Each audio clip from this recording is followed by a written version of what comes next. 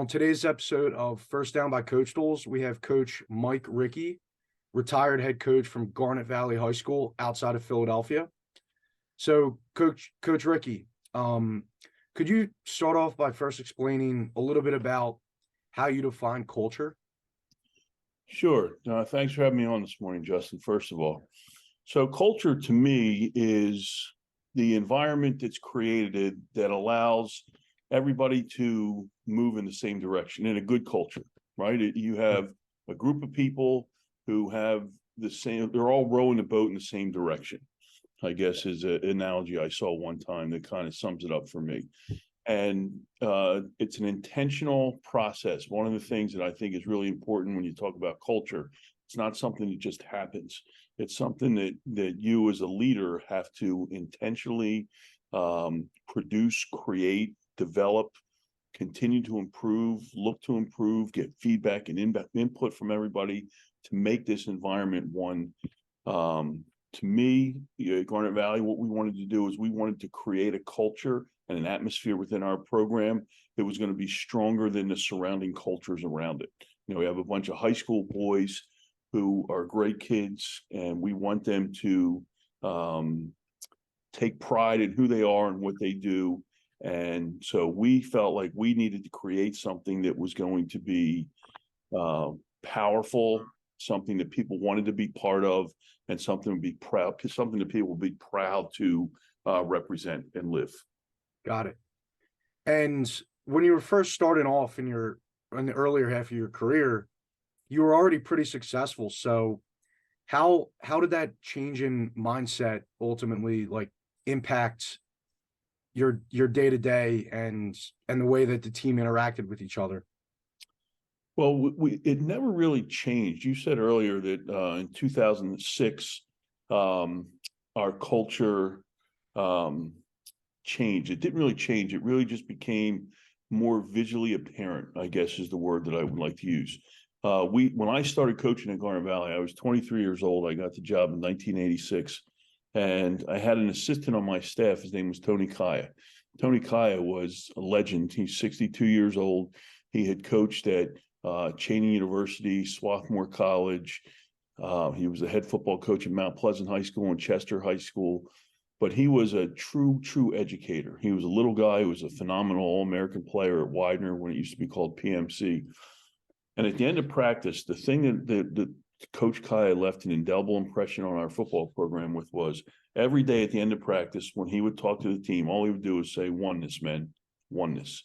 And that oneness, that term oneness was, some people call it unity or togetherness. Oneness was nobody was above the rest of the team, no matter who you were, whether you're the best player on the team, whether you're a manager on the team, everybody had the same level of respect accorded to him.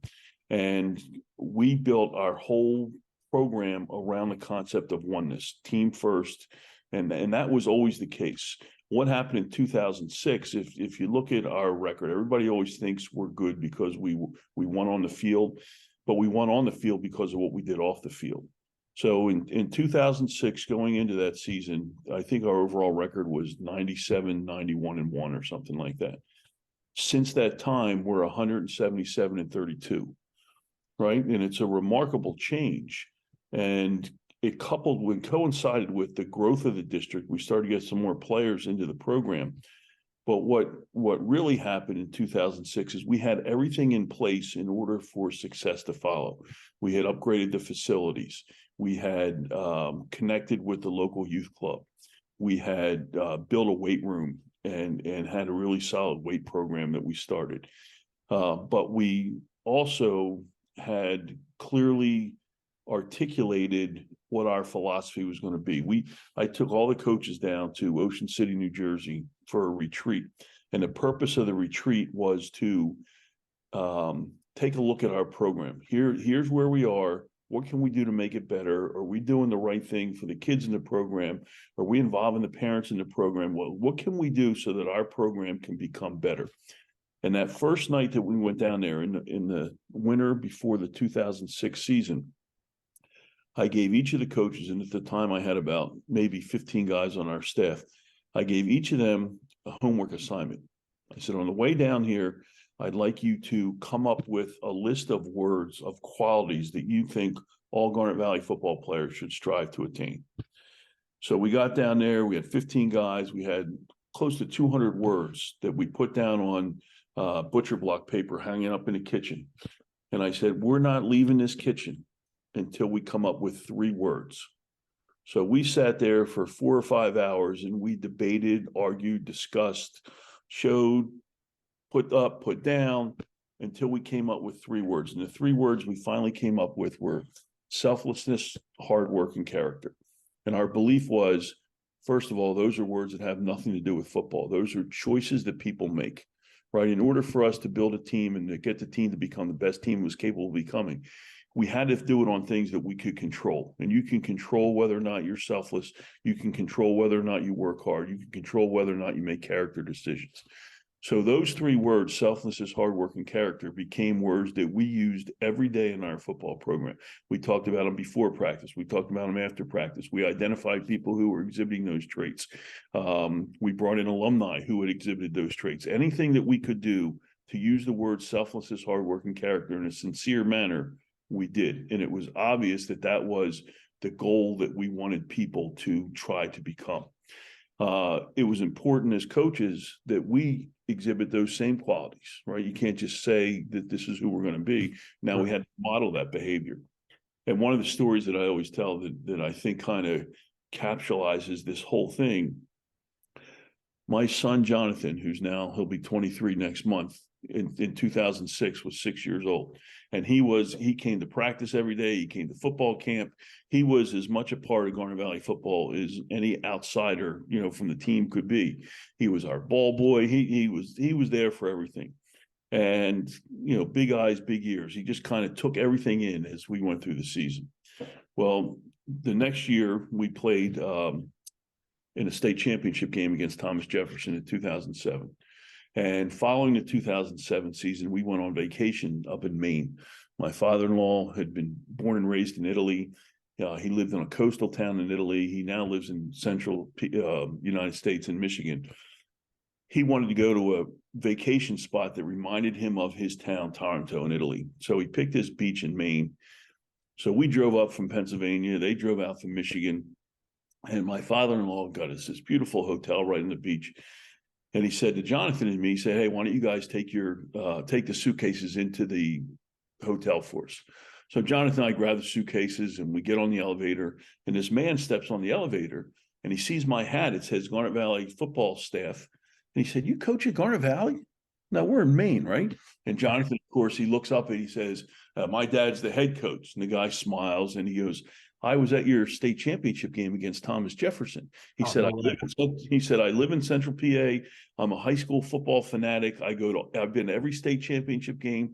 And he talked to me about the game. He talked to me about Tim Kaiser, our running back, and Eric Van Wyk, our quarterback, and Drew Kravitz, our linebacker. And he went through 10 minutes of talking about the game. And when he got finished, he leaned down to Jonathan and he said, why do you think Garnet Valley's so good? And he wanted Jonathan, of course, to say because of my dad. And Jonathan, 7 years old, he looked at him right in the eye. He said, because we're selfless, we work hard, and we have character. Right? That's incredible. But that's when you know that the words aren't just painted on the wall somewhere.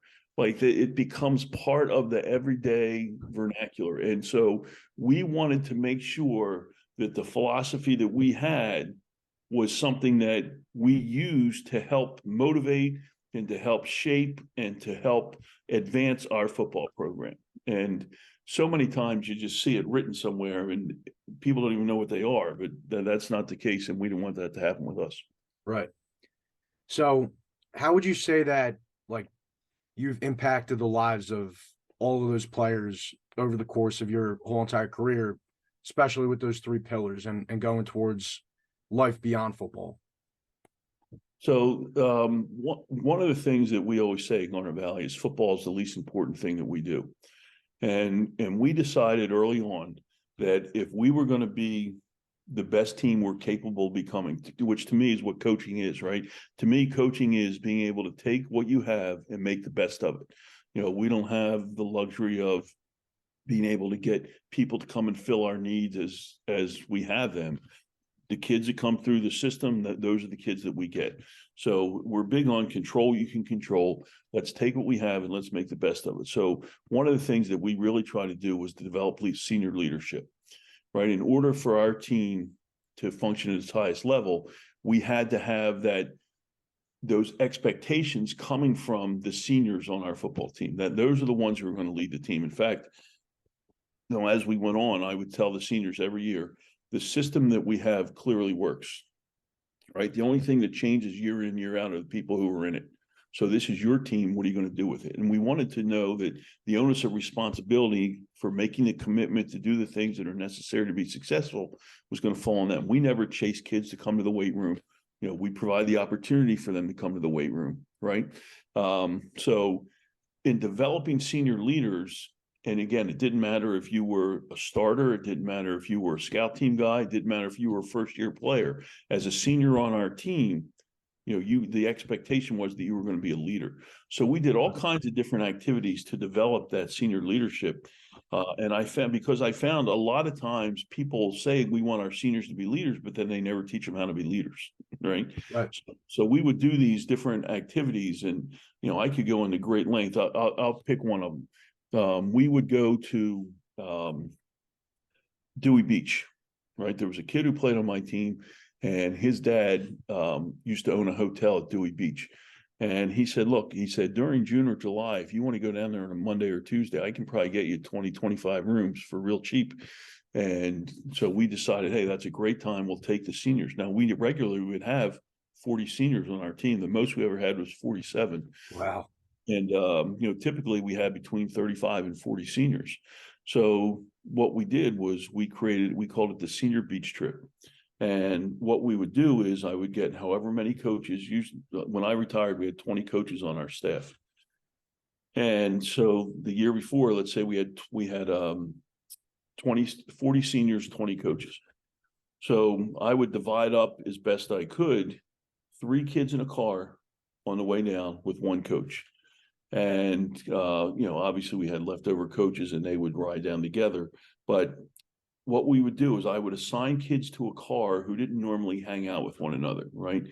And the purpose and the mission on the hour and 45-minute drive down to Dewey Beach was to get to know each other as well as they possibly could. So each senior in the car and the coach in the car would have to tell his story, who his parents were, how they met, what the grandparents did, what were the parents' jobs. And I actually gave them a whole list of starter questions so that they could get the conversation going. But if you and I were in the car together and I was telling my story, your job would be to ask questions, to find more detail. Hey, well, what about this? Did your dad always do this job? Whatever, right? And then it would take the whole hour and 45 minutes for the 4 or 5 people who were in the car to tell their stories. Right. And then we'd get down to the beach and we'd sit on the beach and I'd say, okay, Justin, who was in your car? Okay, Alex was in your car. Well, tell me about Alex. And then so everybody could hear Alex's story. And then we go through each car, and that would, it was a really interesting thing. And people really loved to learn about kids that they had grown up with, but they didn't know a lot of the things about. Right. After we would do that, I'd say, okay, now you guys, here you are going into your senior year. You've been 2 years in our program with the varsity. You've seen 2 different senior classes. What is it that you liked about the leadership that they showed? And what are things that you didn't like about the leadership that they showed? And then we'd have an in-depth discussion. And I said, I'm not looking for names. I'm looking for things that they did, communication that they had or didn't have. What kind of things did you notice or did you see? And then we'd have a really lively discussion about, well, I really liked when I was a sophomore and one of the seniors asked me if I wanted to go to breakfast with him and his buddies, or I didn't like the fact that blah, blah, blah, whatever. And then I would say, well, what are you going to be? What's your senior leadership going to look like? And then we talked about leadership, what it looked like in practice, what it looked like during a game, but also what it looked like in the locker room and what it looked like in the hallways at school and what did it look like in the cafeteria and what did it look like on the weekends, right? Because I wanted those guys to know that being a leader wasn't always standing up there and yelling and screaming and getting people fired up. Being a leader, if you see a younger kid in the weight room who's doing a good job, just walking over to him and quietly saying, man, Justin, that's the way we lift here at Garnett Valley. That's spectacular. I said, if you do that, that sophomore the next day is going to break the wall down to get in the weight room. He's not going to wait. He can't wait to get there. Right.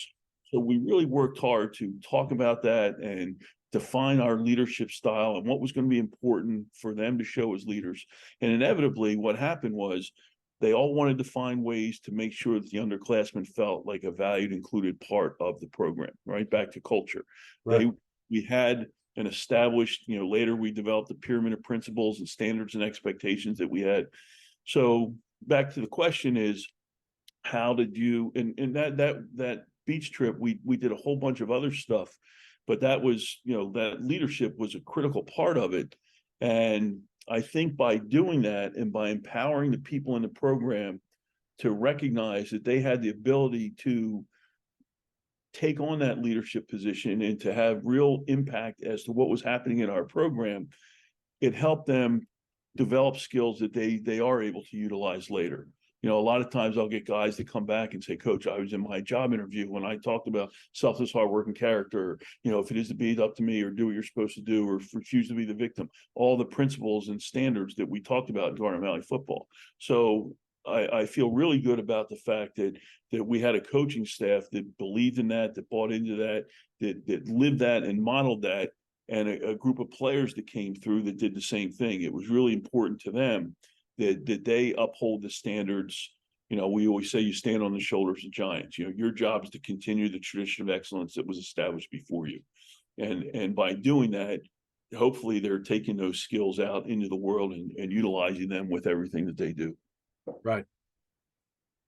Yeah, I really, what I thought was impactful was the fact that everything was goal oriented, and you wrote down everything and you defined everything. And I think anytime that you have success, that's an initial step that you have to take. So, I think that alone seems like it was a huge factor for your success. Yeah, we really try to.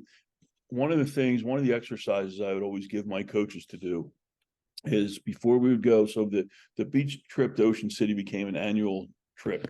We would stay down there. We'd all jam into one house, and we would just go down there and have a work weekend. And we really got a lot of things accomplished. One of the things that we started doing several years ago is before we would go down there, I would assign each of the coaches to contact the leader of a successful program. It could be a coach, it could be the CEO of a company, somebody who would achieve the modicum of success. So I would write that guy an email and say, hey, Coach, my name is Mike Ricci. I'm the head football coach at Garnett Valley. Would you mind if my offensive coordinator, Rich Boyd, were to contact you for 15 minutes to a half hour and ask you the question, why do you think you're so successful? Nobody ever said no, right? Ever. Right. So we would have, and sometimes I would pick it for them, sometimes I would let them pick it, but we would start the meeting by allowing each of the coaches to report out what he found. And what happened then was we found that successful programs share a lot of similar fundamental beliefs. And so it was either validating something that we already did, or it was giving us an idea of something that could enhance our program, something we could add to our program. So one of the people that I talked to was a guy named Dave Brandt.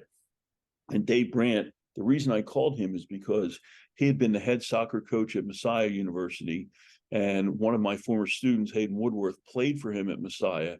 And Hayden, they won a couple national championships, but Hayden always spoke so fondly of Coach Brandt.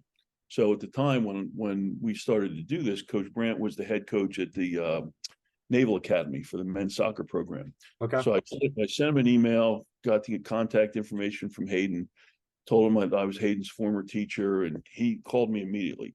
So I was talking with him, and he said one of the things that they did at Messiah and that he continued at the Naval Academy was he created this idea. He called it forced family fun.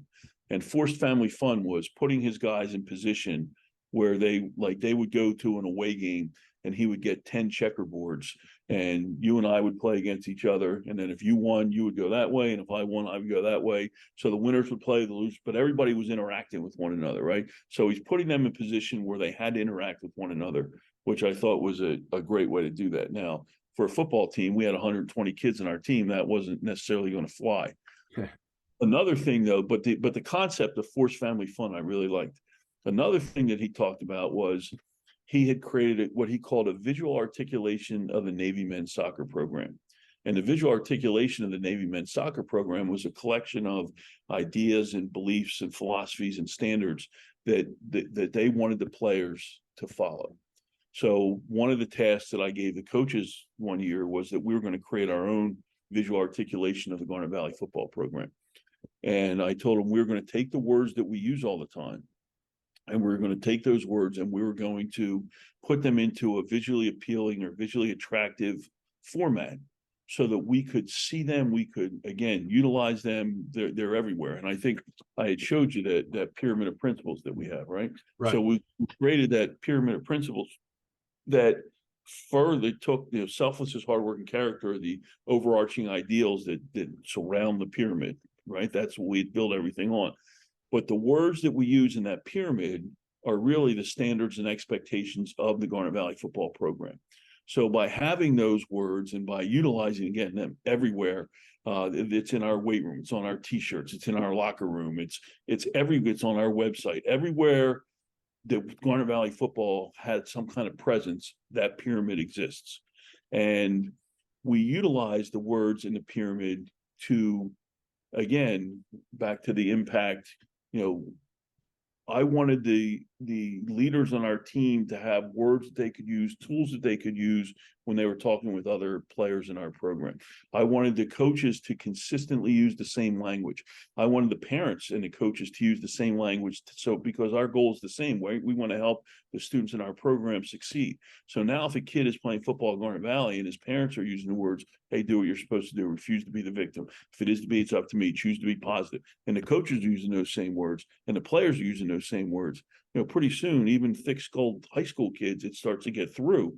And then they start to look to the pyramid in times of difficulty. Hey, if I just choose to be positive, if I refuse to be the victim, I'm going to be able to get through whatever it is that I have to get through.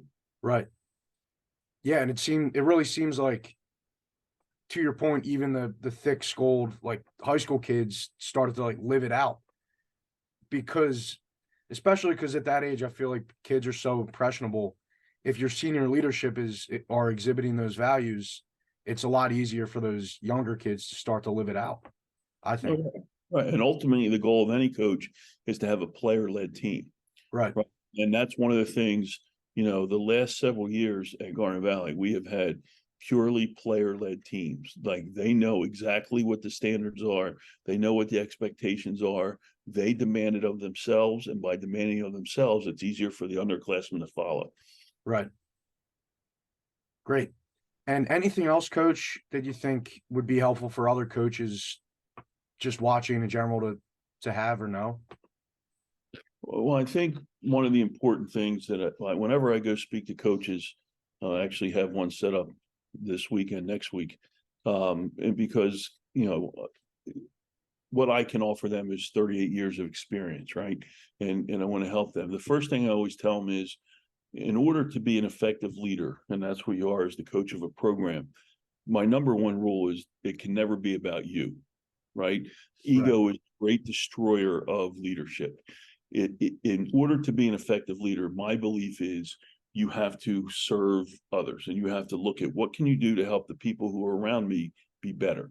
And if you can surround yourself with other people who are like-minded, it's going to be a lot easier, right? In football, especially, people get caught up in the X's and O's, and don't get me wrong, it's important that we learn how to become the best football coaches we're able to become, but it's more important that we're the best people that we can become, right? I always say football is a vehicle to use to help kids achieve their highest potential.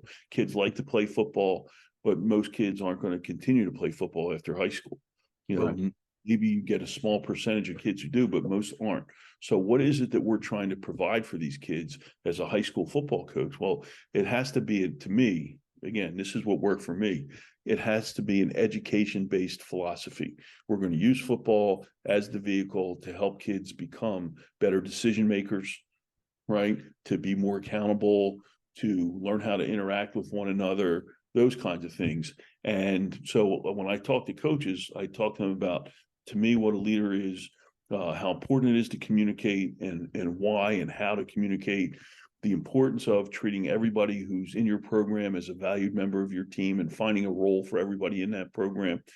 People say, "Oh, kid, well, we have 120 kids on our roster, and we would find a way to have a role for every kid in there." And it's out there. You just have to sometimes change the way you think about that. Right.